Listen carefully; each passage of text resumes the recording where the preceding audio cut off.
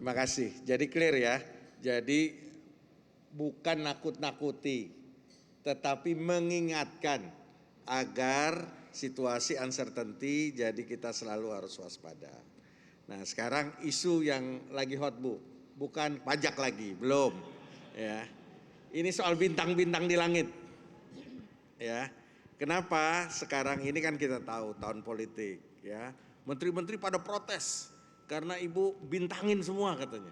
Nah, gitu. Jadi ini terkait dengan, tentu kita sadar juga banyak menteri-menteri kan juga terafiliasi oleh politik.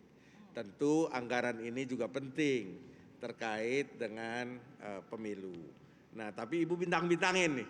Nah, bisa nggak Ibu jelasin nih kenapa dibintangin, kenapa mereka protes, dan jalan keluarnya gimana?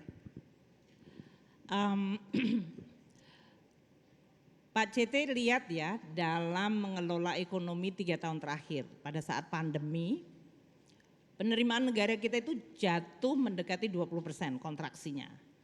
Dan dalam situasi yang shock begitu sangat dalam, APBN mencoba menyangga. Bahkan belanja itu masih tumbuh mendekati 13%. Jadi penerimaannya jatuh, belanjanya justru tumbuh, makanya defisitnya melebar. Itu adalah bentuk yang disebut counter cyclical shock absorber. APBN meredam shock. Karena kalau kita nggak punya APBN yang kuat, shock yang tadi jatuh penerimaan dan kita ikut jatuh dari sisi belanja, ekonominya bakalan nungsepnya dalam banget. Jadi kita mengabsorb shock yang luar biasa besar ini. Tahun 2021 kita sudah mulai tumbuh karena base-nya jatuh tadi, jadi tumbuhnya cepat. Namun kita kemudian kena delta varian. Kita masih ada Omicron akhir tahun 2021, awal 2022. Jadi kita tetap memberikan support itu. Namun memang selektif, enggak semua, karena kementerian lembaga juga dalam situasi tidak bisa keluar, lockdown, PSBB, mereka juga nggak bisa menggunakan atau melakukan seluruh programnya. Jadi kita melakukan prioritas dimasukkan ke daerah yang memang sangat membutuhkan kesehatan, bantuan sosial, infrastruktur di dalam rangka konektivitas. Karena kita tahu dalam situasi seperti ini, kalau dulu kita belum punya jalan tol, pemulihan ekonomi nggak akan cepat. Orang nggak berani naik pesawat, orang nggak berani naik bus, orang nggak berani naik kereta karena takut tertular. Namun mereka udah kepengin keluar rumah. The only way adalah naik mobil. Dan naik mobil wirawiri itu dengan tol membuat mereka willing untuk take that opportunity. Jadi kalau kita lihat pemulihan ekonomi kita itu, infrastruktur yang kita bangun dengan APBN, dengan uang pajak, karena dari tadi ngomong pajak-pajak terus. Jadi jangan kemana-mana. Jadi pajak itu sangat, pajak untuk pandemi, pajak untuk bantuan sosial, pajak untuk infrastruktur. Itu semuanya membantu apa yang disebut shock absorber dan memulihkan ekonomi. Nah sekarang kita masuk 2022 ke 2023. Kita udah alokasikan semua anggaran kementerian dan lembaga. The one thing that we don't know adalah yang tadi saya sampaikan. Apakah 2023 itu global economy akan resesi atau enggak? Dan kalau resesi ini kira-kira sektor dan program apa yang akan kena? Siapa yang harus kita lindungi duluan? Sama seperti tahun 2022 kemarin Pak CT, kenaikan harga minyak yang sampai $120 itu, kalau kita enggak redam, rakyat harus membayar harga minyak 3 kali lipat. Enggak mungkin aja. Ekonomi pasti nungsep. Makanya subsidi naiknya luar biasa, 150 triliun menjadi 550 triliun. Itu subsidi dinikmati seluruh rakyat Indonesia sehingga ekonomi kita bisa tumbuh dari pajak juga. Jadi sebelum Anda nanya pajak, saya ngomong pajak terus. Sehingga kalau kita bicara tentang tadi APBN kementerian lembaga yang kita sampaikan begini, Bapak dan Ibu sekalian, ini dalam situasi yang tidak pasti, tolong cadangkan dari belanja yang sudah kita alokasikan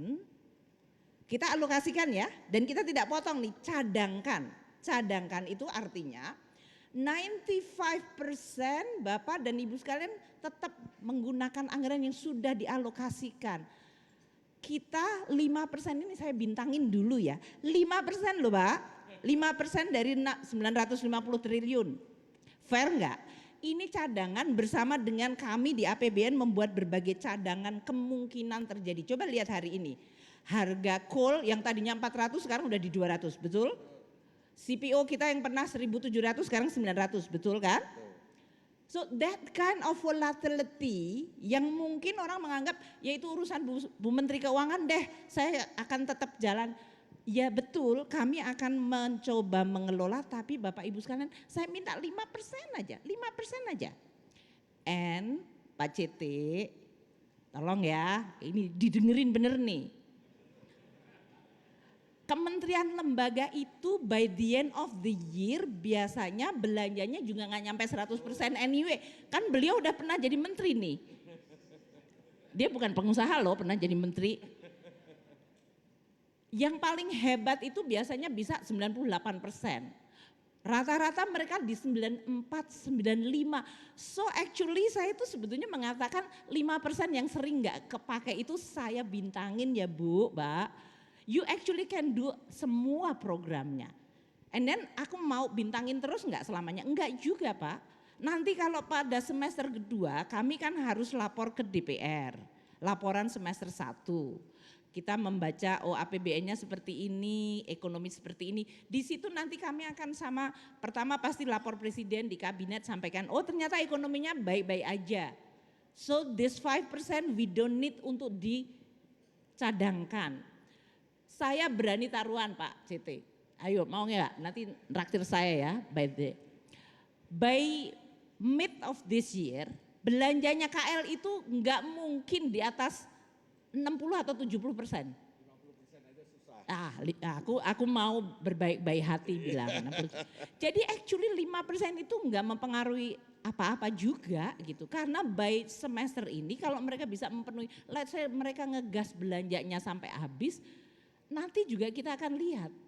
Jadi poin saya kadang-kadang nih aku yang punya banyak sekali media seperti Pak CT, CNBC, Detik, CNN, mbok ya bantuin saya untuk berkomunikasi yang benar gitu loh. Jangan nyusahin saya terus. Pas lagi acara kayak gini saya diundang untuk ngomong. Habis itu dia bikin headline yang bikin pusing kepala saya. Tiap hari harus ngoreksi headline-nya Pak CT. Ya saya kan banyak kerjaan lain yang penting Pak. Enggak cuma mengoreksi headline-nya Bapak. Justru ini pertanyaan ini sebenarnya untuk ngasih tahu kepada para pemret dan para redaksi itu yang sebenarnya seperti ini. Tuh pemret, redaksi dan wartawan yang paling penting. Karena selama ini yang didengarkan dari kementerian lain, kementerian dan lembaga yang teriak-teriak semua gitu. Ya, jadi kan suara mereka juga harus diamplifikasi. Betul. Tapi kami berkomunikasi baik kok dengan masing-masing KL. Makanya kita juga bantu semuanya, jadi kita soft landing lah kira-kira. Iya, dengan pernyataan Ibu ini mengklarifikasi semuanya gitu. Betul, pengalaman saya memang KL itu juga nggak mungkin lah bisa 100%.